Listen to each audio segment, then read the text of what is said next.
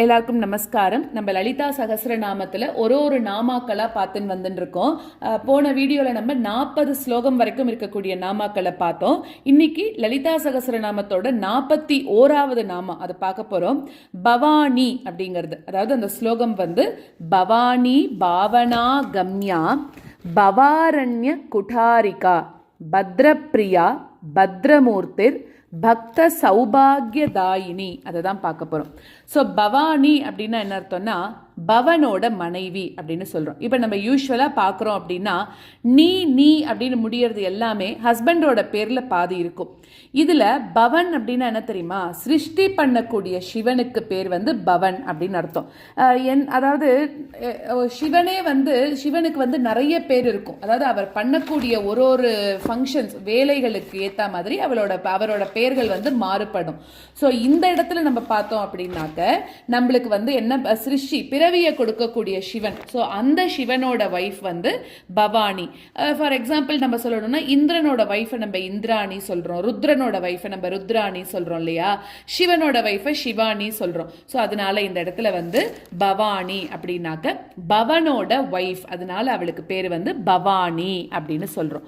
அடுத்ததா என்ன இருக்கு, பவானி பாவனாகம்யா அப்படின்னு இருக்கு. ஸோ பாவனாகம்யான்னா என்ன அர்த்தம், பாவனையால அடையக்கூடியவள் அப்படின்னு அர்த்தம். ஸோ பாவனாகம்யா அப்படின்னு நம்ம பார்க்க போகும்போது மனசால நினைச்சு ஒரு சின்ன விக்கிரகம் இருந்தா கூட இதுதான் அம்பாள், அதுக்குள்ள ஒரு சக்தி இருக்கு அப்படின்னு அந்த பாவனையோட நம்ம ஆராதனை பண்ணினோம் அப்படின்னாக்க அவளை அடையலாம். ஸோ பாவனையால் அடையக்கூடியவள், அதுதான் பாவனா கம்யா அப்படின்னு சொல்றோம். அடுத்தது பவாரண்ய குடாரிகா அப்படின்னு சொல்றோம். பவாரண்ய குடாரிகான்னா என்னன்னா, இந்த சம்சாரம்னு சொல்லக்கூடிய காடு அதை வந்து சிதைக்கிறதுக்கு உதவக்கூடிய ஒரு கோடாரியாக அவ இருக்கு அப்படின்னு அர்த்தம். ஆரண்யம் அப்படின்னா காடு, பவம் அப்படின்னாக்க இந்த இடத்துல பிறவின்னு சொல்லக்கூடியது. ஸோ பிறவின்னு சொல்லக்கூடிய காடு இருக்கு இல்லையா, அதை அழிக்கணும்னா ஒரு கோடாரியை வச்சுதானே அழிக்கணும். குட்டாரம்னா கோடாரின்னு அர்த்தம். ஸோ இப்போ இவ என்ன பண்றா, நமக்கு இருக்கக்கூடிய இந்த பிறவி அப்படின்னு சொல்லக்கூடிய ரிப்பீட்டட் சைக்கிள் ஆஃப் பர்த் வருது இல்லையா, அதை போக்கக்கூடிய கோடாரியாக இவ தான் இருக்கா அப்படிங்கிறது தான் பவாரண்ய குடாரிகா அப்படின்னு சொல்லி நம்ம இடத்துல சொல்றோம். ஸோ மறுபடியும் முளைக்கக்கூடிய அந்த மரங்களால காடு வந்து எப்படி அடர்ந்து இருக்குமோ அதே போலதான் இந்த சம்சாரமும் பிறப்பை வந்து மறுபடியும் உண்டாக்குமா. அப்ப என்னாகிறது, விஷய சுகங்கள்ல விருப்பம் இருக்கிறதுனால அது அப்படியே அடர்ந்து போயிருக்கா. ஸோ எல்லா மரங்களையும் வெட்டினாதான் காடு அழியும். அந்த மாதிரி விஷய சுகங்கள்ல இருக்கக்கூடிய எல்லா விருப்பங்களையும் ஒழிச்சாதான் இந்த சம்சாரம்னு சொல்லக்கூடிய காடு அழியும். அந்த மாதிரி இதுல மரங்களை வெட்டக்கூடிய கோடாரியாக அம்பாள் இருக்கா அப்படின்னு சொல்றா. இன்னும் நம்ம புரிஞ்சுக்கணும்னா அம்பாளோட ஞானம் ஏற்பட்டது அப்படின்னாக்க இந்த சம்சார பந்தமானது வெட்டப்படும் அப்படின்னு சொல்றோம். இது பவாரண்ய குடாரிகா. அடுத்ததாக நம்ம பார்க்க போறது பத்ரப்ரியா அப்படின்னு. பத்ரம் அப்படின்னால என்ன அர்த்தம்னா மங்களம் அப்படின்னு அர்த்தம். ஸோ மங்களமா இருக்கிறது அவளுக்கு ரொம்ப பிடிக்குமா, அதனால மங்களத்துல ரொம்ப பிரியமுள்ளவள் அப்படின்னு அர்த்தம். அதே மாதிரி தன்னோட பக்தர்களுக்கு எல்லா விதமான மங்களங்களையும் கொடுக்கக்கூடியவள், அதனால அவளுக்கு பேரு பத்ரப்ரியா அப்படின்னு பேரு. இன்னொன்னு சொல்றா, ஒரு யானையோட இனத்துக்கு பேரும் பத்ரம் அப்படின்னு பேராம். அந்த இனத்துக்கிட்ட அந்த வகையான இனமா இருக்கக்கூடிய யானைகிட்ட ரொம்ப பிரியமா இருக்கக்கூடியவள், அதனால அவளுக்கு பேரு பத்ரப்ரியா அப்படின்னு சொல்றா. அடுத்ததாக பத்ரமூர்த்திர் அப்படின்னு சொல்றா. அப்படின்னா என்ன அர்த்தம், நம்ம முன்னாடியே பத்ரம்னா மங்களம்னு பார்த்தோம் இல்லையா, பத்ரமூர்த்திர்னா என்ன அர்த்தம், அவளோட உருவமே ரொம்ப மங்களகரமாக இருக்கு அப்படின்னு சொல்றோம். அடுத்ததாக பக்த சௌபாகியதாயினி அப்படின்னா என்னன்னாக்க பக்தர்களுக்கு, தாயினா கொடுக்கறது, டு கிவ். ஸோ அதே மாதிரி பக்தர்களுக்கு எல்லா விஷயமாக இருக்கக்கூடிய சௌபாகியங்களை கொடுக்கக்கூடியவள் அப்படின்னு அர்த்தம். பக்த சௌபாகிய தாயினி அப்படின்னாக்க. அடுத்தது 42வது ஸ்லோகம். பக்தி பிரியா பக்தி கம்யா பக்தி வஷ்யா பயாபகா சாம்பவி சாரதாராத்யா ஷர்வாணி ஷர்மதாயினி அப்படிங்கிறது 42வது ஸ்லோகம், அதை பார்க்க போறோம். ஸோ பக்தி பிரியா அப்படின்னாக்க என்ன அர்த்தம் அப்படின்னா, பக்தியில ரொம்ப பிரியமாக இருக்கக்கூடியவள்னு அர்த்தம். She likes devotion from people அப்படிங்களா. நம்மலாம் வந்து ரொம்ப பக்தியா இருந்தோம்னா அவளுக்கு அவ்வளோ பிடிக்குமா, அதுதான் பக்தி பிரியா அப்படின்னு. அம்பாள் மேல யாரெல்லாம் ரொம்ப பக்தியோட ஆராதனை பண்றாளோ அவளை அம்பாளுக்கு ரொம்ப பிரியப்பட்டவளா வச்சுப்பாளாம். அடுத்ததாக பக்தி கம்யா அப்படின்னாக்க டு ரீச் அப்படிங்கிற மாதிரி, அதாவது பக்தியினால அடையப்படக்கூடியவள் அப்படின்னு அர்த்தம். ஸோ பாவனா கம்யான்னு அங்க சொன்னோம் இல்லையா, அதே மாதிரி இந்த இடத்துல பக்தி கம்யா, பக்தியால் அடையக்கூடியவள். போன நாமால என்ன சொன்னோம், பாவனா கம்யான்னா அம்பாள் மாதிரி ஒரு விக்கிரகத்தை வச்சு பாவனையால் அடையக்கூடியவள்னு சொன்னோம். அதே மாதிரி இந்த இடத்துல பக்தி கம்யான்னா பக்தியினால அடையக்கூடியவள்னு அர்த்தம். அடுத்தது நம்ம பார்க்க போறது பக்தி வஷ்யா அப்படின்னா என்ன, பக்தினால அவளை நம்ம வசியம் பண்ணலாம் அப்படின்னு அர்த்தம். நம்மளோட பக்திக்கு வசப்படக்கூடியவள் அப்படின்னு அர்த்தம். பக்திக்கு பிரியத்தோட என்ன தரணுமோ அதை கொடுக்கக்கூடியவள், அதுதான் பக்தி வஷ்யா அப்படின்னு சொல்றோம். அடுத்தது நம்ம பார்க்க போறது பயாபகா அப்படின்னா என்ன அர்த்தம்னாக்க, பயம் அச்சம் இதெல்லாம் சொல்றோமே, இது எல்லாத்தையும் போக்கக்கூடியவள் அப்படின்னு அர்த்தம். ஸோ வாழ்க்கையில நம்மளுக்கு எந்த விதமான பயம் வந்தா கூட அதை போக்கக்கூடிய சக்தி அம்பாளுக்கு தான் உண்டு. அம்பாளை வேண்டிண்டோம் அப்படின்னாக்க எந்த விதமான பயமும் நம்மள்கிட்ட இல்லாம போயிடும் அப்படின்னு வாயு புராணத்துல சொல்லப்பட்டிருக்கு அப்படின்னு சொல்றா. அம்பாள் என்ன பண்றா, தன்னோட கையில அபயஹஸ்தம் வரஹஸ்தம் இதெல்லாம் வச்சுக்கல, ஆனா அம்பாளோட திருவடிகளே பக்தர்களோட பயத்தை போக்கக்கூடியது அப்படின்னு ஆதிசங்கரர் சொல்றாரு இல்லையா சௌந்தரலஹரியில. ஸோ அந்த மாதிரி இங்க வந்து அம்பாலோட புருவங்கள் வந்து லேசா பக்கத்துல இருக்கான். ஏன்னா பக்தர்களோட பயத்தை வந்து எப்படியெல்லாம் போக்குறது அப்படின்னு யோசிச்சுட்டே இருக்காளாம் எப்பவுமே. ஸோ அதனால பயாபகா, அம்பாலை நம்ம நெருங்கிட்டோம்னா நம்மளுக்கு எந்த விதமான பயமும் இருக்காது அப்படின்னு சொல்றான். அடுத்தது சாம்பவி அப்படின்னு சொல்லக்கூடிய திருநாமம். சாம்பவி அப்படின்னா என்னன்னா, சம்புவோட பத்தினி அப்படின்னு சொல்றோம். சம்புவோட மனைவி சாம்பவி. எப்படி நம்ம சங்கரனோட வைஃப் சங்கரினி அப்படின்னு சொல்றோம் இல்லையா, சங்கரி அப்படின்னு சொல்றோம் இல்லையா, அதே மாதிரி சம்புனா மங்களத்தை உண்டு பண்ணக்கூடியவள், அதனால அவளுக்கு பேரு சாம்பவி. அப்படின்னாக்க ரொம்பவும் இனிமையும் இளமையும் தரக்கூடியவள், சம்புவோட பத்தினி, பக்தர்களுக்கெல்லாம் சுகத்தை கொடுக்கக்கூடியவள் அப்படின்னு சொல்லலாம். அடுத்தது சாரதாராத்யா, அதாவது சாரதா ஆராத்யா அப்படின்னு சொல்லி நம்ம சொல்றோம். சாரதா ஆராதனா ஒண்ணு வந்து சாரதையால வழிபடத்தக்கவள், சாரதைனா சரஸ்வதின்னு சொல்றோம், இல்லாட்டி வஷினி மாதிரி இருக்கக்கூடிய வாக்தேவதைகள். சோ இவாளாலெல்லாம் வழிபடக்கூடியவள் அப்படின்னு அர்த்தம். இல்லாட்டா சரத்ருதுல வழிபடத்தக்கவள் அப்படின்னு சொல்றோம். அதாவது சித்திரை வைகாசி மாசங்களை நம்ம என்ன சொல்றோம், வசந்த ருது அப்படின்னு சொல்றோம் இல்லையா. அப்புறம் இல்லைன்னா ஐப்பசி கார்த்திகை, அதை வந்து சரத் ருது அப்படின்னு சொல்றோம் நம்ம.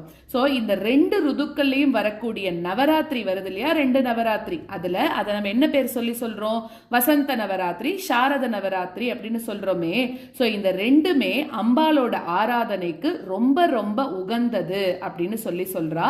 சோ அதை தான் இந்த இடத்துல வந்து சாரதாராத்யா அப்படின்னு சொல்லி நம்ம சொல்றோம். அதாவது சரத்காலம் ஆட்டம் சீசன், அப்புறம் இன்னொரு சீசன்ல வந்து அவளை பூஜை பண்றதுக்கு தகுதியானவள், ஆராதிக்கப்படக்கூடியவள் அப்படின்னு அர்த்தம். அடுத்தது ஷர்வாணி. ஷர்வாணின்னா என்னது, ஷர்வனோட பத்தினி. பரமசிவனுக்கு ஷர்வன் அப்படின்னு ஒரு பேர் இருக்கு. அதாவது சிவனோட நம்ம 8 மூர்த்தங்கள் எடுத்துட்டோம்னா அதுல ஒன்னா இருக்கக்கூடிய அந்த பூமி தேவனுக்கு ஷர்வன் அப்படின்னு ஒரு பேர் இருக்கு. ஏற்கனவே நம்ம முன்னாடி நாமால பார்த்தோம் இல்லையா, சிவனுக்கு நிறைய பேர், அவர் என்னென்ன வேலை பண்றாரோ அதுக்கு ஏத்த மாதிரி அந்த பேர் இருக்குன்னு சொன்னோமே, அந்த மாதிரி இந்த இடத்துல வந்து ஷர்வன் அப்படின்னு ஒரு பேர் இருக்கு. சோ இந்த வடிவத்துல பத்தினியாக இருக்கக்கூடியவள், இவளுடைய சுகேஷி, இவளோட புத்திரன் தான் அங்காரகன் அப்படின்னு சொல்லி லிங்க புராணத்துல சொல்றது. அதாவது பரமசிவ சிவனோட 8 மூர்த்திகள்ல ஒண்ணு வந்து பூமியாம், அவரோட மனைவி சுகேஷி, அவரோட புத்திரன் அங்காரகன் அப்படின்னு சொல்றா. சோ அந்த மாதிரி இந்த இடத்துல ஷர்வாணி அப்படின்னு வரும்போது அந்த சிவனுக்கு வந்து சர்வனா இருக்கக்கூடிய சிவனோட வைஃப் ஷர்வாணி அப்படின்னு சொல்றோம். அடுத்ததாக ஷர்மதாயினி அப்படின்னா என்ன அர்த்தம், சுகத்தை கொடுக்கக்கூடியவள் அப்படின்னு அர்த்தம். கம்ஃபர்ட்ஸ், நமக்கு தேவையான கம்ஃபர்ட்ஸ் எல்லாத்தையும் கொடுக்கக்கூடியவள் அப்படின்னு பார்க்கிறோம். சுகம்னு சொல்லலாம், மகிழ்ச்சின்னு சொல்லலாம், சந்தோஷம், எது வேணா சொல்லலாம். ஸோ இந்த மாதிரி பக்தர்களுக்கெல்லாம் சுகம், ஆனந்தம், இன்பம் எல்லாத்தையும் கொடுக்கக்கூடியவள். அதுதான் ஷர்மதாயினி. அடுத்தது லலிதா சகஸ்ரநாமத்தோட 43வது ஸ்லோகம். ஷாங்கரி ஸ்ரீகரி சாத்வி ஷரச்சந்திர நிபானனா ஷாதோதரி சாந்திமதி நிராதாரா நிரஞ்சனா அப்படின்னு சொல்றான். ஸோ இந்த இடத்துல நம்ம ஷாங்கரி அப்படின்னு பார்த்தோம்னா யாரு அப்படின்னாக்க சங்கரரோட பத்தினி அப்படின்னு சொல்றான். ஷம் அப்படின்னாலே மங்களம்னு அர்த்தம். ஸோ சங்கரர் அப்படின்னாக்க என்ன அர்த்தம்? மங்களத்தை உண்டு பண்ணக்கூடியவர். அம்பாலும் என்ன பண்றான்னா தன்னோட குழந்தைகளா இருக்கக்கூடிய நம்ம எல்லாருக்கும் மங்களத்தை தானே கொடுத்துட்டு இருக்கா. ஸோ அதனால அவளுக்கு பேரு ஷாங்கரி. ஸோ அடுத்த நாமமும் இதோட கண்டினியூவேஷனாவே வருது. ஸ்ரீகரி அப்படின்னா என்ன அர்த்தம்? ஸ்ரீ அப்படின்னாக்க என்ன அர்த்தம்னா லக்ஷ்மிகரம், இல்லாட்டா செல்வத்தை கொடுக்கக்கூடியவள் அப்படின்லாம் சொல்றோம் இல்லையா. ஸோ செல்வம், மங்களம், அழகு, கம்பீரம், இந்த மாதிரி இருக்கக்கூடிய பல பொருட்கள் இந்த ஒரே ஒரு வார்த்தைக்கே உண்டா. ஸோ இது எல்லாத்தையும் கொடுக்கக்கூடியவள் அப்படின்னு அர்த்தம். அதே மாதிரி விஷ்ணுவுக்கு ஸ்ரீகரன் அப்படின்ற ஒரு பேரும் இருக்கான். அம்பாலும் விஷ்ணுவும் ஒண்ணுதான் அப்படிங்கிறதுனால ஒரே மாதிரியான திருநாமங்களும் இவாளுக்கு கொடுத்துருக்கா அப்படின்னு சொல்றா. ஸோ ஷாங்கரி, ஸ்ரீகரி, அடுத்ததாக சாத்வி அப்படின்னாக்க இதுல என்னன்னா பதிவிரத்தை அப்படின்றது இதோட மீனிங்கு. அம்பாள் எப்படி இருக்கான்னா நிறைய வல்லமை பொருந்தினவளாக இருந்தா கூட தன்னோட பர்த்தாவுக்கு அடங்கினவளாக இருக்கிறதுக்கு எப்பவுமே ஆசைப்பட்டு இருக்காளாம். ஹிமவானோட மகளாக பிறந்து சிவனாருக்காக தவம் பண்ணி மயில் ரூபம் எடுத்து வந்து மயிலாப்பூர்ல சிவலிங்க பூஜை செஞ்சது, அப்புறம் காஞ்சிபுரத்துல போய் மண்ணால லிங்கம் பிடிச்சு வழிபட்டது அப்படின்னு ஏகப்பட்ட உதாரணங்களை இந்த ஒரு இதுக்கு சொல்லலாம் அப்படிங்கிறா. பரமசிவன் வந்து ஒருவேளை வெளியில எங்கேயாவது போயிட்டு வந்தா அவளோட ஆத்துக்குள்ள அந்த சிந்தாமணி கிரகத்துக்குள்ள நுழையும் போது வேகமாக ஓடி போய் அவளை வந்து வரவேற்பாளாம் அம்பாள். இப்ப நம்ம இந்த பூலோகத்துல பண்றோம் இல்லையா, இதே மாதிரி அம்பாளும் தன்னோட ஆத்துக்காரர்கிட்ட இருக்கணும்னு ஆசைப்படுவாளாம். அதனால சாத்வி அப்படின்னாக்க பதிவிரதை அப்படின்னு அர்த்தம். அடுத்தது ஷரச்சந்திர நிபானனா அப்படின்னாக்க சரத்கால சந்திரனை போல, அதாவது பூர்ணிமா அந்த நிலவா இருக்கக்கூடிய அழகு முகம் கொண்டவள் அப்படின்னு அர்த்தம். சரச்சந்திர வதனா அப்படின்னு நம்ம சொல்றோம் இல்லையா, அப்படின்னா என்ன அர்த்தம்? சரத்காலம் அப்படின்னாக்க மழைக்காலம் முடிஞ்சதுக்கு அப்புறமா வரக்கூடிய காலம். அப்போ வானத்துல எப்படி இருக்கும்னா மேகங்கள் இல்லாம தெளிவா இருக்குமா. ஸோ தெளிவா வானம் இருந்ததுன்னா என்ன அர்த்தம்? முழு நிலவு கூட நம்மளுக்கு பளிச்சுன்னு தெரியும்ல. அதே மாதிரி அம்பாலோட முகமும் கூட ஒரு பேரொளி பிரகாசமாக இருக்கு அப்படின்னு சொல்றா. ஸோ அந்த மாதிரி நிபானனா, நிப அப்படின்னாக்க similar to having the brightness of something அப்படின்னு சொல்லலாம். ஸோ ஆனனா அப்படின்னா முகம். ஸோ சந்திரனோட ஒளிய ஒத்த பிரகாசத்தோட இருக்கக்கூடியவள், அதுதான் சரச்சந்திர நிபானனா. அடுத்ததாக ஷாதோதரி அப்படின்னாக்க மெலிந்த இல்லாட்டி ஒட்டினா போல இருக்கக்கூடிய ஒரு இடையோட இருக்கக்கூடியவள் அப்படின்னு அர்த்தம். அதாவது ரொம்ப உதரம்னா வயிறு, ஷாத அப்படிங்கும்போது சின்னது, ஒல்லியா இருக்கிறது அப்படிங்கிற மாதிரி. ஸோ இந்த இடத்துல அவளுக்கு மெல்லிய இடைப்பகுதியை வந்து நம்மளுக்கு மெல்லிய இடைப்பகுதியோடு இருக்கக்கூடியவள் அப்படின்னு அர்த்தம். சாந்திமதி அப்படின்னாக்க என்ன அர்த்தம்? எப்பவுமே மனசு சாந்தியாவே இருக்கக்கூடியவளாம். அவளுக்கு கவலையெல்லாம் கிடையவே கிடையாது. இதனால என்ன ஆகிறது?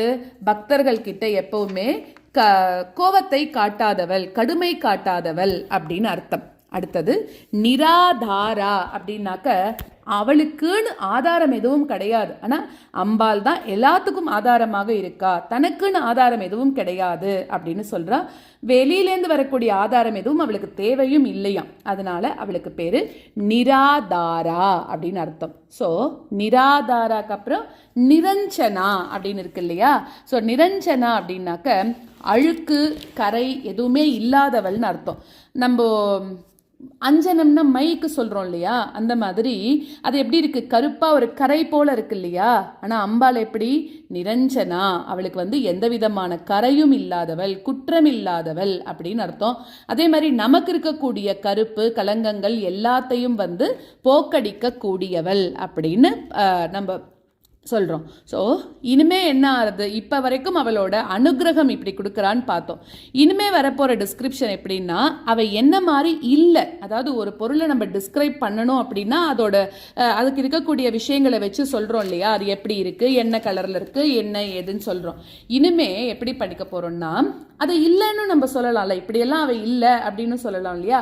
ஸோ அந்த மாதிரி நிராதாரா அப்படின்னாக்கா அவளுக்கு ஆதாரம் கிடையாது, ஷி டசன்ட் நீட் எனிபடி அப்படின்னு அர்த்தம். ஸோ அவள் டிபெண்ட் ஆகி இருக்கணுங்கிறதுக்கு யாருக்கும் கிடையாது. நிரஞ்சனா அப்படின்னாக்க, அஞ்சனம்னா டார்க் ஸ்பாட், அதாவது அந்த கண்மைக்கு நம்ம அஞ்சனம்னு சொல்கிறோம்.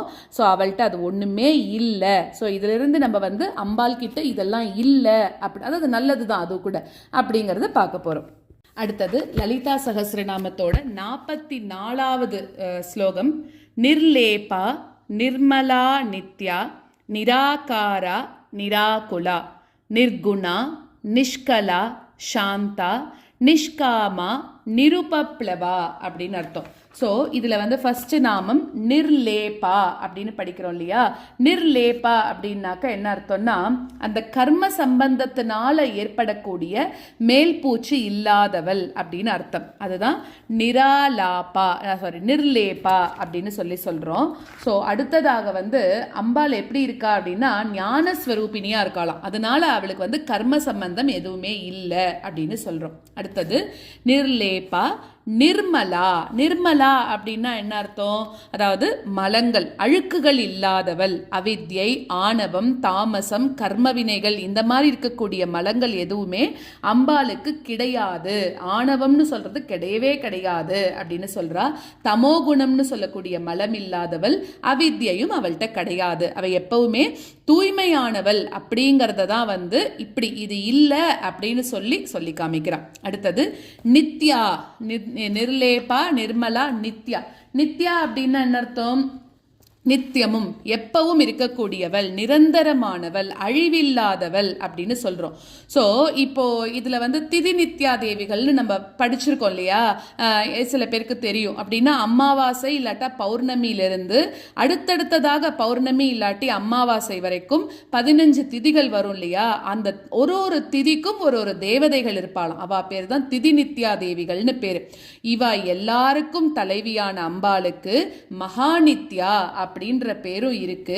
ஸோ நித்தியமானவள் அப்படின்னாக்க என்ன அர்த்தம் அப்படின்னாக்க நித்தியத்தை கொடுக்கக்கூடியவள், என்னைக்குமே நம்மளோடவே இருந்துட்டே இருக்கக்கூடியவள் அப்படின்னு சொல்லி நம்ம சொல்றோம் இந்த இடத்துல. அடுத்ததாக நிராகாரா அப்படின்னாக்க என்ன அர்த்தம், உருவம் இல்லாதவள் அப்படின்னு அர்த்தம். நிராகாரானா உருவம் இல்லாதவள். நம்ம பார்க்கக்கூடிய ஒரு பொருள்ல கூட ஒரு சிறப்பு அம்சம் இருக்குமா. ஸோ பலவாக தெரியக்கூட அவளோட வடிவங்கள் மாயையால ஏற்பட்டது தான். ஆனா அவளோட உண்மை ஸ்வரூபம் வந்து வடிவில்லாதது தான், நம்மளா வச்சுக்கிறது தான் அப்படின்னு சொல்றா. அவ வந்து எப்படி இருக்கான்னா எல்லாத்துலயும் கலந்திருக்கக்கூடியவள், ஆனா உருவங்களுக்கு அப்பாற்பட்டவள் அப்படின்னு சொல்றோம். நிராகுலா அப்படின்னு என்ன அர்த்தம், அவளுக்கு கலக்கமோ துன்பமோ எதுவுமே கிடையாது அப்படின்னு சொல்றா. அதே மாதிரி கலக்கமடைஞ்ச மனசு இருக்கிறவா கிட்டேருந்து ரொம்ப தூரத்துல இருக்கக்கூடியவளாம், அதாவது அப்பேற்பட்டவர்களால அடைய முடியாதவள் அப்படின்னு சொல்றா. அதனால தெளிஞ்ச ஞானம் இருக்கிறவளால மட்டுமே அடையக்கூடியவள் அப்படின்றத இந்த நாமா நம்மளுக்கு சொல்றது. அடுத்ததா வந்து நிர்குணா. நிர்குணா அப்படின்னா என்ன அர்த்தம், அதாவது அம்பாலோட நிர்குணத்தை வந்து நேரடியாக சொல்லக்கூடிய திருநாமம் அடுத்தது வருது. நிர்குணா அப்படின்னா சத்வம் ரஜஸ் தமஸ் அப்படின்னு சொல்லக்கூடிய 3 குணங்களும் அம்பாளுக்கு இல்லவே இல்லை அப்படின்னு சொல்றா. ஸோ அதாவது அதுக்கெல்லாம் அப்பாற்பட்டவள் அப்படின்றது தான் அர்த்தம். சத்வம் அப்படின்னா நல்ல குணம் அப்படின்னு சொல்றோமே தவிர அதுலயும் நம்மளுக்கு சில விருப்பு வெறுப்புகள்லாம் இருக்கு இல்லையா. அதனால அம்பாளுக்கு எதுலையுமே விருப்பு வெறுப்பு கிடையாது, எல்லாத்தையும் சமமாக பார்க்கக்கூடியவள் அப்படின்னு அர்த்தம். அடுத்ததாக நிஷ்கலா. நிஷ்கலா அப்படின்னா என்ன அர்த்தம், கலைகள், அதாவது அம்சங்கள் அங்கங்கள் இந்த மாதிரி எதுவுமே இல்லாதவள் அப்படின்னு அர்த்தம். நிஷ்கலா அப்படின்னு அர்த்தம். சாந்தா அப்படின்னாக்க சாந்தமாக இருக்கக்கூடியவள். நிஷ்காமா, காமம்னாலே டிசையர்ஸ் தானே. ஸோ நிஷ்காமா அப்படின்னா விருப்பங்கள், அவளுக்குன்னு எந்த விதமான விருப்பங்களும் கிடையாது. ஆனால் நம்மளோட விருப்பங்களை நிறைவேற்றுவா நன்னாவே, ஆனால் அவளுக்குன்னு எந்த விதமான விருப்பமும் கிடையாது அப்படின்னு சொல்றா. அவளுக்கு தேவைன்னு ஒண்ணுமே கிடையாது. தேவை இருந்தா தானே அது வேணும் இது வேணும்னு சொல்லக்கூடிய விருப்பம் வரும். ஸோ அவளுக்கு தேவையே இல்லைம் போது விருப்பமும் இல்லை அப்படின்னுட்டான். தனக்குன்னு எதையுமே வச்சுக்க மாட்டாளாம். தன்னோட குழந்தைகளோட ஆசை எதுவோ அதை தானே அம்மா நிறைவேற்றணும்னு பார்ப்பா. இவன் நம்ம எல்லாருக்கும் அம்மாவாச்சு, அதனால அவளுக்குன்னு தனிப்பட்ட ஆசை கிடையாது. ஆனால் நமக்கு என்ன எதிர்பார்க்குறோமோ எல்லாத்தையும் அவ கொடுத்துடுவா. அடுத்தது நிருபப்ளவா அப்படின்னா என்ன அர்த்தம்னா அழிவில்லாதவள். உபப்ளவம் அப்படின்னா அழிவு அப்படின்னு அர்த்தம், நாசம் இதெல்லாம். இவளுக்கு நிருபப்ளவான்னா அது இல்லாதவள். ஸோ அந்த இடத்துல அவளுக்கு என்னைக்குமே அழிவே கிடையாது அப்படிங்கிறது தான் அர்த்தம். ஸோ இது 44th ஸ்லோகம். அடுத்தது லலிதா சகஸ்ரநாமத்தோட 45th ஸ்லோகம் 45. நித்யமுக்தா நிர்விகாரா நிஷ்பிரபஞ்சா நிராஸ்ரயா நித்யசுத்தா நித்யபுத்தா நிரவத்யா நிரந்தரா. ஸோ அதில் நித்திய முக்தா அப்படின்னா நம்ம பார்க்க போகிறோம். முதல்ல நித்திய முக்தா அப்படின்னாக்க என்ன அர்த்தம்னா பந்தம் அப்படின்றது என்றைக்குமே இல்லாதவள் அப்படின்னு அர்த்தம். முக்தி அப்படின்னாலே விடுதலைன்னு சொல்கிறோம்ல. பந்தம், இப்போ நம்ம ஏதோ ஒரு இதில் ரிலேஷன்ஷிப்பில் இருக்கோம்னா அதில் ஒரு கட்டு நம்மளுக்கு இருந்துன்னு தானே இருக்குது, அதுலேருந்து நமக்கு விடுதலையே வரமாட்டேங்கிறதே. ஸோ அந்த மாதிரி அம்பாளுக்கு எந்த வகையான பந்தம் கட்டு எதுவுமே அவளுக்கு கிடையாது. அதனால அம்பாளுக்கு என்னென்னைக்குமே முக்தி நிலை தான் அப்படின்னு சொல்கிறா. அதே சமயத்தில் நித்திய முக்தா, அவளை நம்பி இருக்கக்கூடிய பக்தர்களுக்கு எப்பவுமே முக்தியை கொடுக்கறதுக்கு காத்துன்னு இருக்கா அப்படின்னு அர்த்தம். அடுத்தது நிர்விகாரா அப்படின்னா என்ன அர்த்தம்னா மாறுதல் இல்லாதவள் அப்படின்னு அர்த்தம். நிர்விகாரான மாற்றங்கள் இல்லாதவள். ஆனா அவ என்ன பண்றா, இந்த உலகத்தை தோற்றுவிக்கிறா, மாற்றங்கள் எல்லாத்தையும் ஏற்படுத்தின்னு இருக்கா. ஆனா அம்பாள் மட்டும் எந்த விதமான மாற்றமும் இல்லாதவள். விகாரம்னா சேஞ்சுன்னு அர்த்தம், நிர்விகாரம்னா அவளுக்கு எந்த விதமான சேஞ்சும் கிடையாது அப்படின்னு அர்த்தம். அடுத்தது நிஷ்பிரபஞ்சா அப்படின்னாக்க கட்டுப்பாடுகளுக்கு அப்பாற்பட்டவள்னு அர்த்தம். பிரபஞ்சம் அப்படின்னாலே கட்டுறது, நீட்டுறது, அதை மாதிரி சேர்றது, இந்த மாதிரி பொருட்கள் எல்லாமே அவளுக்கு இருக்கு. ஆனா அம்பாளுக்கு என்ன, நிஷ்பிரபஞ்சா, இது எதுவுமே அவளுக்கு கிடையாது அப்படின்னு அர்த்தம். ஸோ ஒன்னுலிருந்து பல அப்படின்னு சொல்லக்கூடிய அர்த்தத்துல தான் இந்த பிரபஞ்சம் அப்படின்னு சொல்லக்கூடிய ஒரு வார்த்தையே உண்டானதான். ஸோ அந்த மாதிரி ஒன்று ஜாஸ்தியாகி அதிலிருந்து இன்னும் கொஞ்சம் ஜாஸ்தி ஆகணும் அப்படின்னா அப்ப மாற்றங்கள் வரும்ல. ஸோ அந்த மாதிரி முன்னாடி நாமத்துல நம்ம என்ன பார்த்தோம், மாற்றம் இல்லாதவள் அப்படிங்கிறத சேர்த்துட்டோம்னா இவ தான் எல்லாத்துக்கும் ஒன்னாகவே இருக்கா அப்படின்னு நம்ம இந்த இடத்துல புரிஞ்சுக்கிறோம். ஸோ யார்கிட்ட இருந்து பூமி மாதிரி இருக்கக்கூடிய பிரபஞ்சங்கள்லாம் வெளிப்பட்டதோ அவதான் இவ அப்படிங்கிற அர்த்தத்துல புரிஞ்சுக்கிறோம். அடுத்தது நிராஸ்ரயான்னா எதையும் ஆசிரயித்து இல்லாம தானாக இருக்கக்கூடியவள். எல்லாமே அவளையே சார்ந்துதான் இருக்கு, ஆசிரியமாக இருக்கு. ஆனா அவ எதையுமே ஆசிரயிச்சு இருக்கல அப்படின்னு சொல்லி இந்த இடத்துல சொல்றான். நித்திய சுத்தா அப்படின்னாக்க எப்பவுமே தூய்மையானவளாக இருக்கக்கூடியவள். நித்திய புத்தா அப்படின்னா எப்பவும் அறிவாக இருக்கக்கூடியவள். நித்திய சுத்தா நித்திய புத்தா எப்பவுமே ஞானமாகவே இருக்கக்கூடியவள், சித்ரூபிணியாக இருக்கக்கூடியவள். இவகிட்ட இருந்து தான் ஞானம் எப்பவுமே எல்லாருக்கும் வந்துட்டே இருக்கு அப்படின்னு அர்த்தம். நிரவத்யா அப்படின்னா குற்றமில்லாதவள் அப்படின்னு அர்த்தம். ஸோ அதாவது குற்றமே இல்லாததுனால அம்பாள் நிர்அவத்யா அப்படின்னு சொல்றோம். நிரந்தரா அப்படின்னாக்க இடைவெளியே இல்லாதவள் அப்படின்னு அர்த்தம். அதாவது எப்பவுமே இருக்கக்கூடியவள். அந்தரம் அப்படின்னா இடைவெளி, முடிவு, அவகாசம் எப்படி வேணாலும் சொல்லிக்கலாம். ஸோ இது எதுவுமே இல்லாததுனால அம்பாள் நிரந்தரா அப்படின்ற திருநாமத்தோடையும் இருக்கா.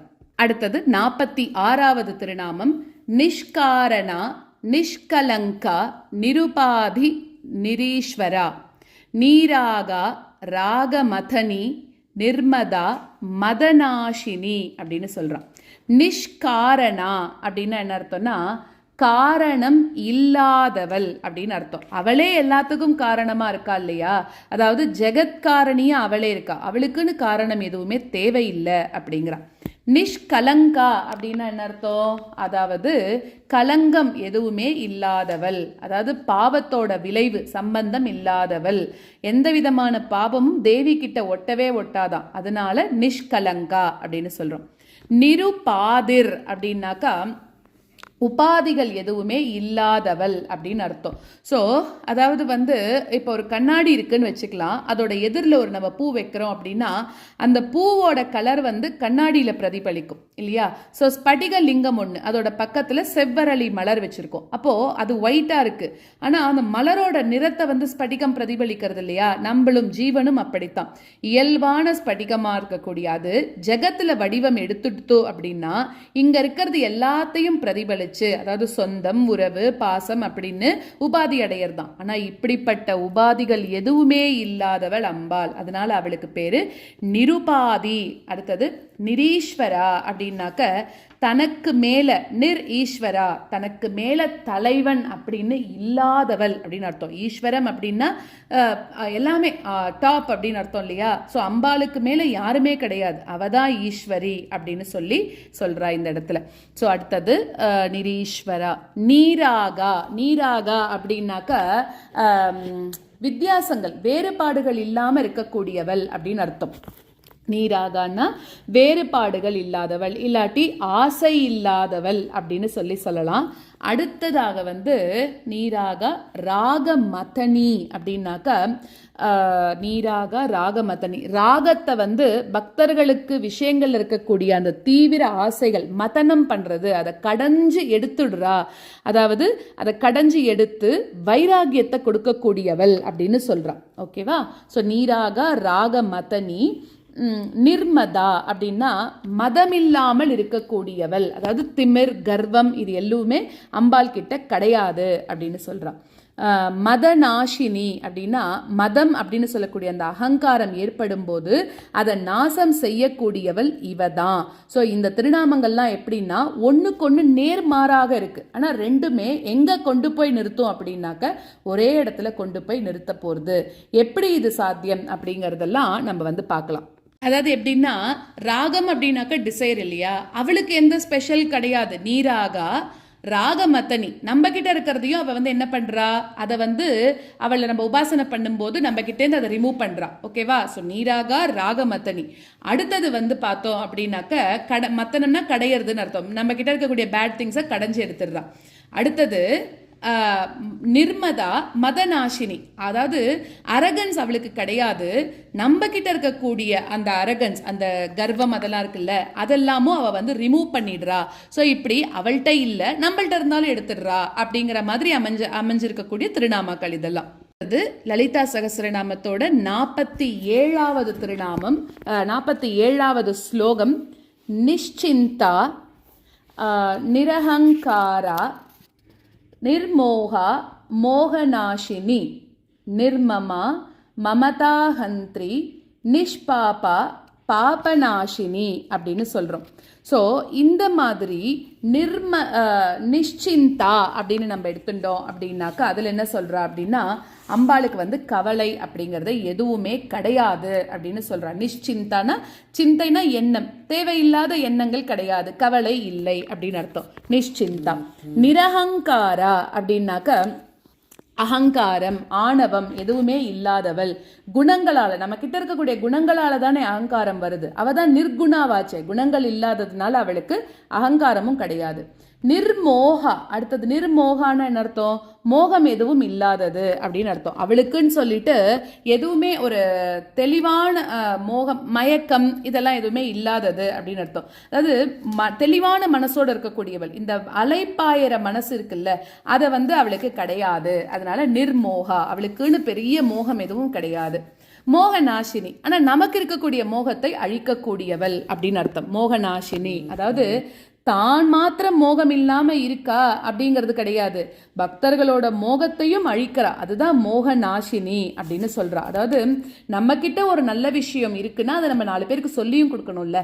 அதை தானே அம்பாலும் பண்றா. அவகிட்ட இல்ல, ஸோ அவளோட பக்தர்களா இருக்கக்கூடிய நம்ம கிட்டயும் அது இருக்கக்கூடாதுன்னு நம்மள்டேந்தும் அதை எடுத்துடுறா. அதுதான் நிர்மோகா மோகநாசினி அப்படின்னு சொல்றோம்.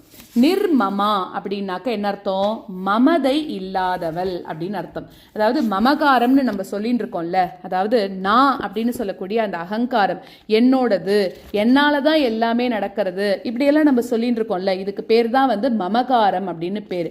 ஸோ அதெல்லாம் அம்பாளுக்கு எதுவுமே கிடையாது அப்படின்னு சொல்லிட்டான். அடுத்தது மமதா ஹந்திரி. நம்ம கிட்ட மமதை இருந்ததுன்னா அதையும் அழிச்சிடுறாளாம். நம்ம அம்பாளுண்ட இதை தான் பிரார்த்தனை பண்ணணும். என்ன பிரார்த்தனை பண்ணிக்கணும்? எனக்கு எவ்வளோ பெரிய நிலைமைக்கு போனா கூட எனக்கு அகங்காரமோ மமகாரமோ என்கிட்ட இருக்கவே கூடாது, அதை நீ அழிச்சிடு அப்படின்னு சொல்றான். ஸோ நிர்மமா மமதா ஹந்திரி, அவளுக்கும் அந்த அகங்காரம் கிடையாது, நம்மள்கிட்ட இருக்கிறதையும் அழிச்சிடுறா. நிஷ்பாபா அப்படின்னு என்ன அர்த்தம்? பாவங்கள் இல்லாதவள். பாப நாசினி, பாவங்களை போக்கக்கூடியவள். ஸோ அந்த மாதிரி இனிமே வரக்கூடிய கொஞ்சம் திருநாமங்கள் எப்படின்னா, முதல்ல அம்பாலோட தன்மை, தொடர்ந்து என்னன்னா அதே நிலைய பக்தர்களுக்கு அவ கொடுக்கக்கூடிய கருணை, இது எல்லாத்தையும் சொல்றா. அவள்கிட்ட இது இல்லை, பக்தர்களா இருக்கக்கூடிய நம்மள்கிட்டையும் இல்லாம எடுத்துடுறா. கெட்ட விஷயங்கள் அப்படிங்கிறது தான் பார்க்குறோம். ஸோ இதுதான் 47வது ஸ்லோகம். அடுத்தது 48வது ஸ்லோகத்துல நிஷ்க்ரோதா குரோத சமணி நிர்லோபா லோபநாசினி நிசம்சயா சம்சயக்னி நிர்பவா பவநாசினி அப்படின்னு சொல்றோம். ஸோ இதுல நிஷ்க்ரோதா அப்படின்னா என்ன அர்த்தம்? அவளுக்கு குரோதம் இல்லாதவள் அப்படின்னு அர்த்தம். குரோதம் அப்படின்னா கோபம், அதாவது ரொம்ப பீக் கோபம் சொல்றோம்ல, அதுதான் குரோதம் சொல்றோம். அதாவது நான் இன்னைக்கு எனக்கு இவன் தப்பு பண்ணிட்டான், நான் அழிச்சே தீர்றேன் அப்படின்னு சொல்றோம்ல, அந்த கோபம், வெறுப்போடு வரக்கூடிய கோபம், அது அம்பாளுக்கு கிடையவே கிடையாது அப்படின்னு சொல்றா. சின்ன கோபம் கூட அவளுக்கு இல்லையா, அப்புறம் எப்படி பெரிய கோபம் வரும் இல்லையா? குரோத சமணி. ஆனா நம்ம கிட்ட ஏதாவது குரோதம் இருந்ததுன்னா நம்ம கிட்ட இருக்கக்கூடிய குரோதத்தை அடக்கக்கூடியவள். நிர்லோபா அப்படின்னா பேராசை இல்லாதவள் அப்படின்னு அர்த்தம். அம்பாளுக்கு ஆசையே கிடையாது, அப்புறம் தான் பேராசை இருக்க போறது. ஸோ அவளுக்கு பேராசையே கிடையாதான். லோப நாசினி, நம்ம கிட்ட ஏதாவது பேராசை இருந்தது அப்படின்னா அந்த லோபத்தை நாசம் பண்ணக்கூடியவள் அப்படின்னு சொல்றா. நமக்கு எவ்வளவோ நல்ல குணம் இருக்கும், ஆனா பேராசையும் கூடவே இருந்துட்டாக்க அது மற்றது எல்லாத்தையும் அழிச்சிடும்ல. ஸோ அதனால அந்த பேராசைனாலதான் இன்னும் கொஞ்சம் ஆசை வந்துட்டே இருக்கும். காமம், அகங்காரம், மமகாரம் எல்லாமே வரும். ஸோ இதெல்லாம் நம்ம கிட்ட இல்லாம அம்பாள் அழிச்சுடுறா. அடுத்தது நிசம்சயா அப்படின்னா, சம்சயம்னா சந்தேகம், சந்தேகமே இல்லாதவள். சம்சயக்னின்னா சந்தேகத்தை, நமக்கு இருக்கக்கூடிய சந்தேகத்தை கூட நெருப்பு போல தீர்த்து வைக்க கூடியவள் அப்படின்னு அர்த்தம். அடுத்ததாக நிர்பவா அப்படின்னா அவளுக்கு உற்பத்தி இல்லாதவள். ஏன்னா அவளுக்கு பிறப்புன்றது எதுவுமே கிடையாது, எப்பவுமே இருக்கக்கூடியவள் தானே. பவநாசினி, அதே மாதிரி நமக்கு இருக்கக்கூடிய இந்த சம்சார பந்தத்தை, பிறப்பு இறப்புன்னு இருக்கக்கூடிய இந்த சுழற்சியை நாசம் பண்ணக்கூடியவள். அவதான் சிருஷ்டிக்கு காரணம். அப்படி இந்த உயிர்களை பிறக்க வச்சு, வாழ வச்சு, பக்குவப்படுத்தி, நமக்கு ஒரு வகையான பக்குவம் வந்தாவிட்டு இந்த சம்சார சூழல்ல இருந்து விடுவிச்சு நம்மளோட பிறப்பை போக்கக்கூடியவளும் அவதான் அப்படிங்கிறது 48வது ஸ்லோகம். அடுத்தது 49வது ஸ்லோகம். நிர்விகல்பா நிராபாதா நிர்பேதா பேதநாசினி நிர்நாஷா மிருத்யுமதனி நிஷ்கிரியா நிஷ்பரிகிரஹா. ஸோ இந்த இடத்துல நிர்விகல்பா அப்படின்னா என்ன அர்த்தம்? விகாரம் இல்லாதவள் அப்படின்னு அர்த்தம். அதாவது விகாரம்ன்றதை விட விகல்பம், விகல்பம் இல்லாதவள். விகல்பம் அப்படிங்கிறது மனசுனால ஏற்படக்கூடிய ஒரு கற்பனை, அதாவது இல்லாத பொருளை இருக்கிறதாக நினைச்சுட்டு நம்ம ஆக்ட் பண்றோம் இல்லையா, அது. ஸோ அந்த மாதிரி பேதங்கள் எதுவுமே இல்லாதவள். நிராபாதா அப்படின்னாக்க கலக்கமில்லாத புத்தியை கொண்டவள். அதே மாதிரி